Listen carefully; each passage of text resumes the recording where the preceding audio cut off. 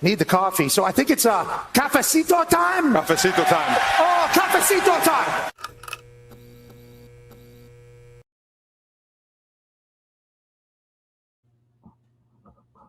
All right, welcome back, everybody, to the Cafecito and Kane show. Doing a little Friday afternoon quick live stream with you guys. Wanted to talk a little Canes at the Combine, and also, of course, the new hire, Canes' new running back coach, Favian Upshaw. So we are going to talk about that. But before we dive in, please go and hit that like button. Please subscribe. We're here, multiple times a week. Anytime some big news drops, I try to come on and do a live. Sometimes I just want to come on here and just, talk some Canes with you guys, just general stuff. So those of you in the live chat, I do appreciate you. Please participate. Throw some comments in the chat. Let me know what you guys are thinking so far about the, first of all, the new running back coach hire, which we will get into. Canes baseball, they got a big 3-game set coming up here against rival Florida starting tonight. They play a 3-game series, usually one of the biggest series of the year. First true test for the baseball team, in my opinion. They're 10-0, so great job by Coach Artiaga and the boys, but they got a real test this weekend against, in my opinion, a more evenly matched opponent. And then, of course, Canes basketball earlier this week, getting the big dub against FSU. 10-point victory, 83-73, kind of taking care of business on the road in Tallahassee, so that was great.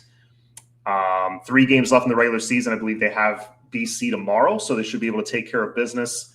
Got another opportunity for a quad 1 win against Louisville before the season ends. I believe that's next Saturday, the home finale. So looking forward to all that. A lot of exciting stuff happening. But I wanted to get into one particular topic that's kind of, one of the main stories coming out of the NFL Combine. And that is Rueben Bain. Specifically, Ruben Bane's arm length. He went through his measurements, and as we know over the years, for one reason or another, guys, they have a bad measurement. Either it's their arm length, their hand size, their whatever. And sometimes it could cost them a few spots in the draft. If you're an unproven player, I get it. Length, athleticism, speed, 40 time, all that stuff, that they want to be looking at that because maybe you don't quite have the game tape. Maybe you haven't faced the best competition. So they want to go look at the other stuff, right? I get it. That's what scouts are there for. And that's what they have to study to make sure you're the right fit for their system. But there's been a little bit of Ruben Bane slander online the last couple of days because his arms were measured at not even 31 inches, at 30 7/8 of an inch, which is below ideal size. They call ideal size 33 or above. All right. And this is funny to me for multiple reasons. First of all, and this is very important, so listen closely. Ruben Bane's arms were short during the season. I don't know if you all noticed that, but they didn't shrink between the national championship game and now, okay? They were short during the season. And guess what? The guy still dominated. So that's I just wanted to throw that out there first, okay? And then now you got guys like Mel Kiper saying, well, that's going to be something that NFL teams are going to be looking at. That's going to be, his 40 time and his shuttle time or whatever are going to be things that NFL teams are looking at. Dude, again, if you are an unproven player, I get it.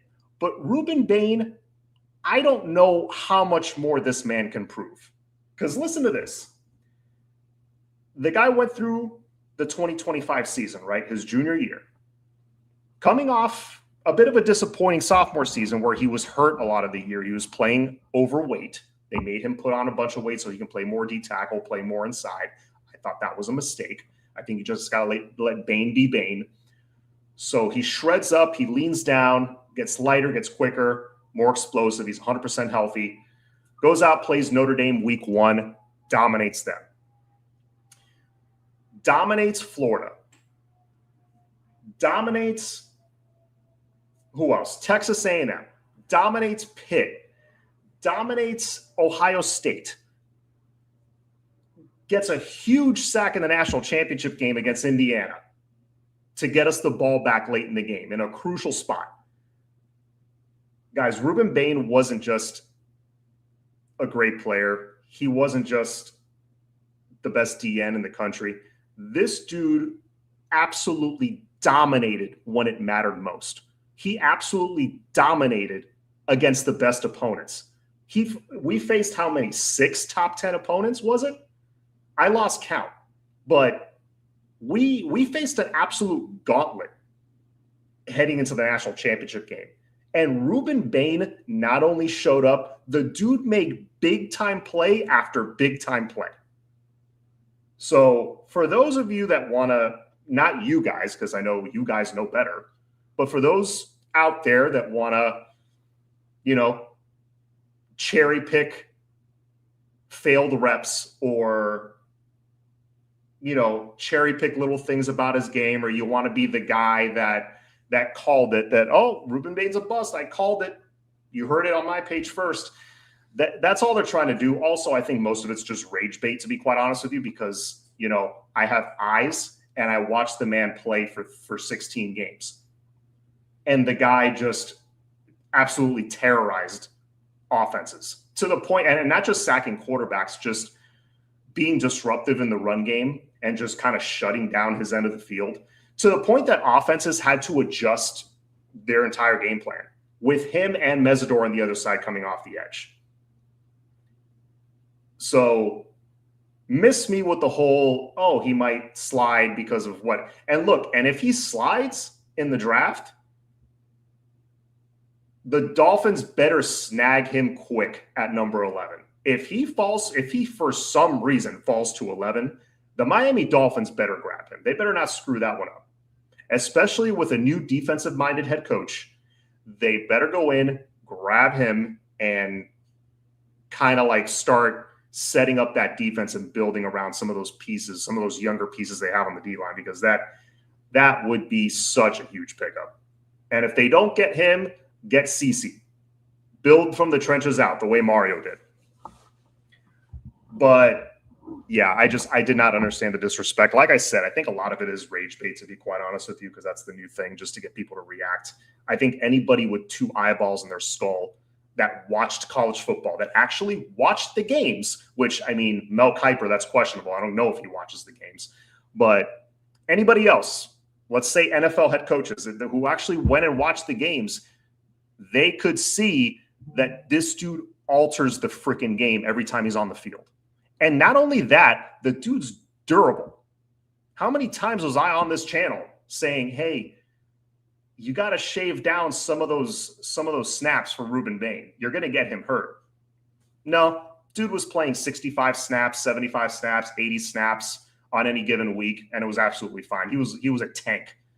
I had not seen durability like that before in a college player, especially in a grueling position like defensive line. Especially a guy who's kind of undersized, and he's just, he's just bull rushing dudes that are way bigger than him. Going, that physicality that he just went through 16 games of that and was totally fine. He might have been nicked up. I never saw it. Didn't affect his game one bit. I know Robert Saleh, the new head coach, the former head coach of the New York Jets, who's the new head coach of the Titans.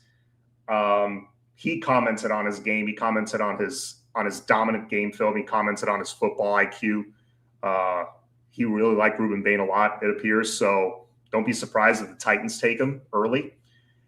Cam Ward, of course, his former teammate, has come out and said, hey, that's our number 1 pick right there.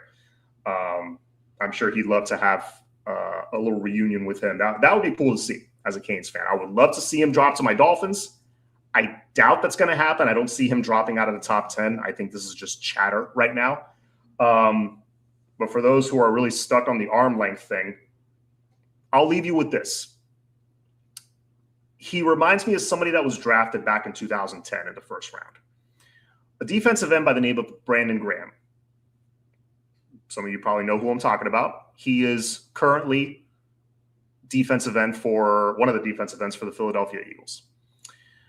Brandon Graham has played now 16 years in the league. He was drafted back in 2010 in the first round out of Michigan. One of the knocks on him was his arm length. His arm length was 32.25 inches. There were other guys available. I remember that was a deep defensive draft.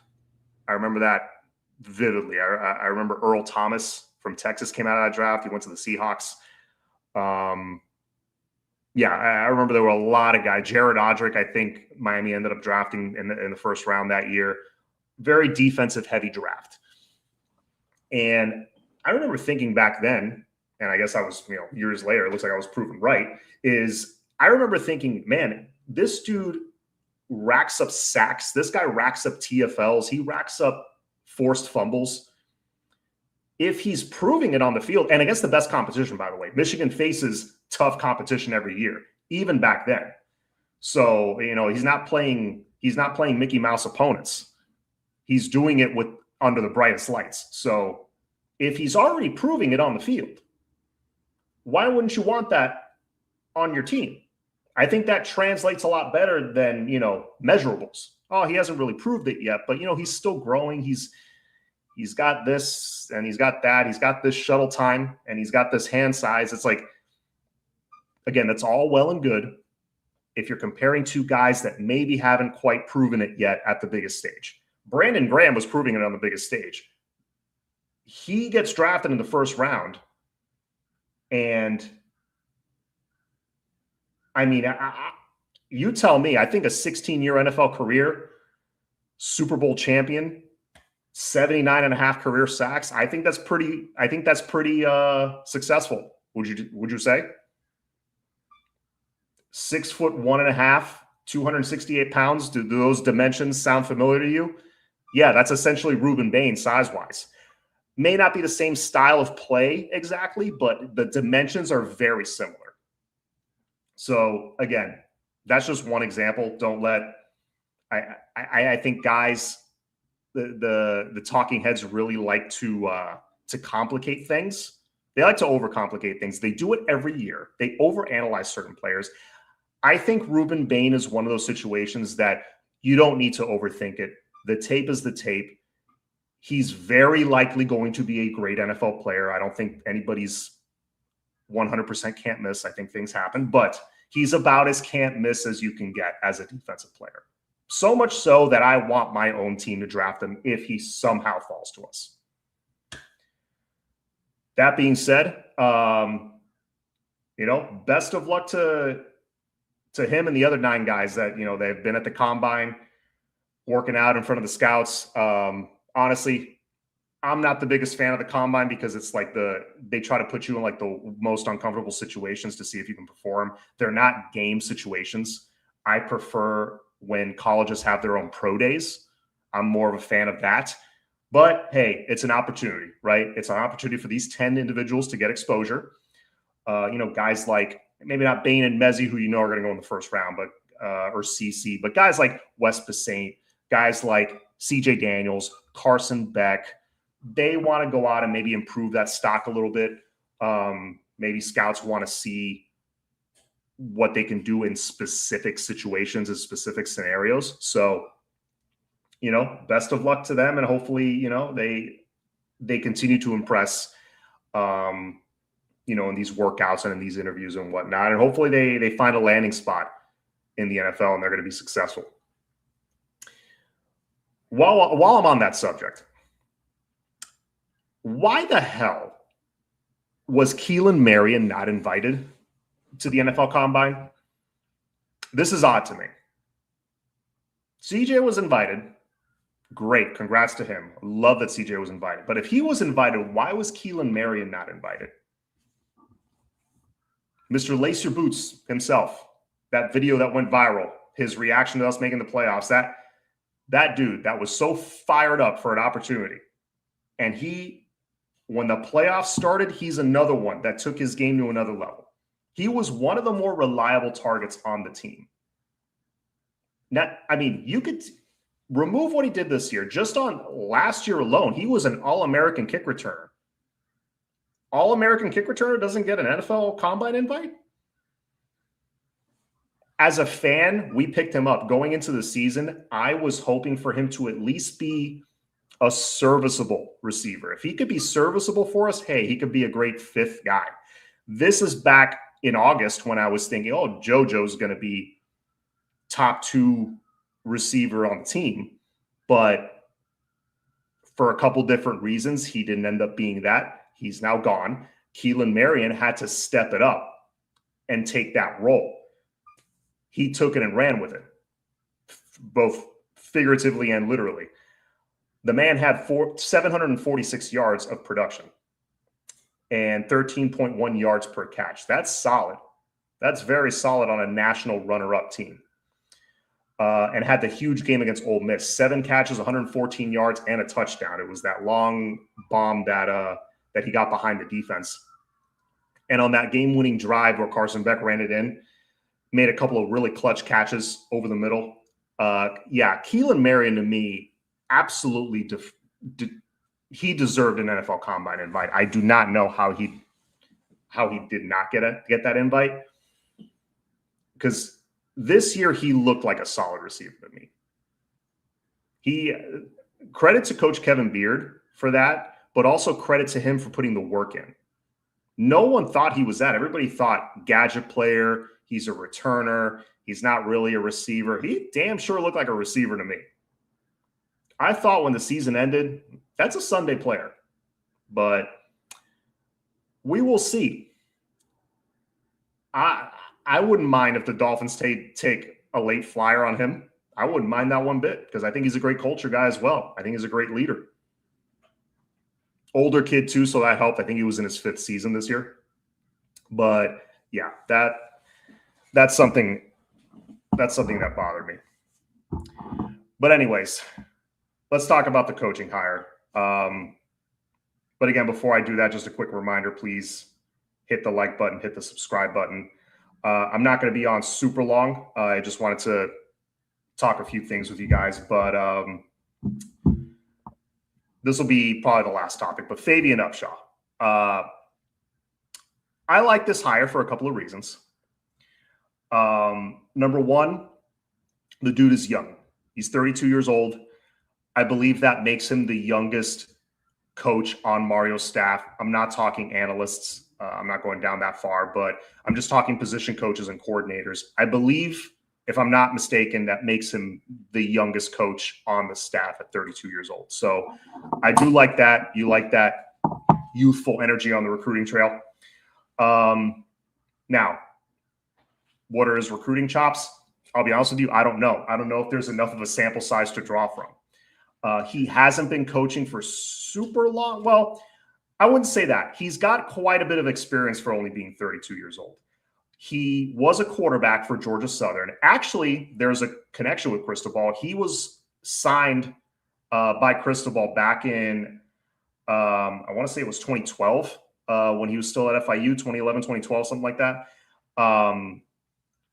And he, there's already a connection there. So Mario already liked him, kind of stayed in touch, followed his career.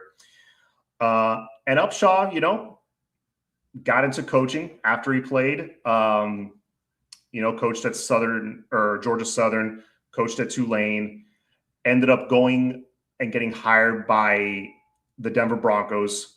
He spent 3 years there. And by all accounts, the Denver Broncos really liked him. He was a promising young head coach that was they saw him going up the ranks. So much so they extended an invite to him to interview for the wide receiver coaching position. You don't do that internally unless you really like a coach. Okay, so they held him in pretty high regard. They thought he had a bright future. So for a couple different reasons, I do like the hire a lot. You don't have to worry so much about kind of like how it was 2-3 years ago. You don't have to worry so much about us really nailing a position hire with an established guy, a guy who's a monster on the recruiting trail, a guy who's developed NFL draft pick after NFL draft pick. You don't have to worry about that as much with a team now that has something really established, who just played for a national title, who now has built something very sustainable. They kind of have, they're building a system. I don't know if it's like fully in place, like, you know, what Dabo Sweeney had at Clemson, you know, so it took them years really to build that. But I think we're in the process of building that right now. But I think we're in the position where you can bring in a younger coach that maybe doesn't have a ton of experience, but if Mario likes him, and if Mario hired him, that means he liked him. Okay. Make no mistake. I don't think this was a reach in any way. I think Mario went after him and got him because he really liked him. Again, there was already that existing relationship there. You know, I think if they brought him in, they believe that he fits well. I think it's going to be an easy transition with the already established guys on offense, the already established running back room. He's being handed the number one running back room in the country. So I'm not too worried about him really screwing that up. Also, like I said, with with his recruiting background, there's not a ton of sample size to draw from. There's not a ton of sample size to draw from either with the guys he's developed in the NFL. But 3 years in the NFL, you know, that's good experience that I like to bring over. He's got a good football mind, you know, being a former quarterback. And if you read up a little bit on what he did, I think he was like a running game quality control guy. I don't know exactly what the title is, but he was credited with developing one particular undrafted rookie, Jaleel McLaughlin, I believe is the guy's name. Undrafted free agent running back, brought him in, and over the span of 2 years, turned him into a very solid, productive NFL back that I think he's averaging like 4.8 yards per carry for his career for his first 2 seasons. And he was credited with the development of him. He was kind of tasked with working with him and molding him. So the little bit of sample size we have to go off of is solid. But at the end of the day, again, he's being handed the best position group in the country.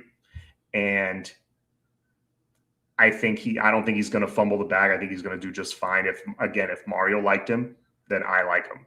I trust his process. He takes his sweet time going through his process and vetting people. And then once he brings them in, you know that, you know, that's who he wants. Coach Mario believes that he will fit perfectly. And if you look back at every position coach we've hired over the last few years, every coordinator we hired, pretty much all of them have been an upgrade over the guy before. I mean, name me one scenario where it was a huge step back. D coordinator, we went from Kevin Steele to the last dude, Lance Guidry, who I thought Guidry was an improvement over Steele, as bad as he was at the end there. And then you got Coach Corey Heatherman, he is the best defensive coordinator in the game. You went from Gaddis to Dawson. That was a clear improvement. Say what you want about Dawson. Some people love him. Some people criticize him. I think he's a very solid OC. Receiver coach, Gaddis. You go from Gaddis to Kevin Beard. Big improvement. The list goes on. He's done nothing but improve year over year whenever he's hired a new coach for a position. So, you know, his process has worked, obviously, so I trust it. So, Coach Upshaw, welcome. Welcome to the family. Welcome to the U. And that'll be it for me tonight. Thank you guys for hopping on and talking with me. But, yes, thank you, George Blanco. Oh, mouse woken back up here. Thank you, George. Appreciate you.